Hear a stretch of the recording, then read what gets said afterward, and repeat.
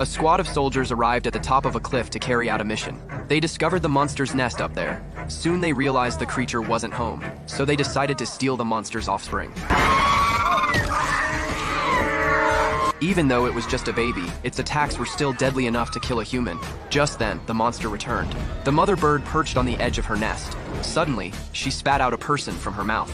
Turns out this was the food she had brought back for her young. Just as the man was about to be devoured by the baby creature, the soldiers in ambush rushed out to rescue him. But the monster wasn't about to let that happen.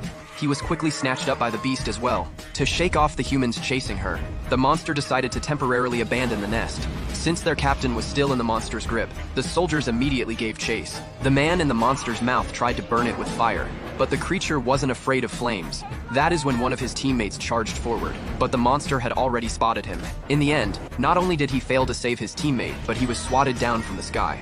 Luckily, he regained his balance just in time and survived the fall. Facing such a massive creature, all they could do was follow closely behind it. That is when one of them climbed onto the monster's head. Once he steadied himself, he immediately launched an attack. The pain forced the monster to open its mouth wide.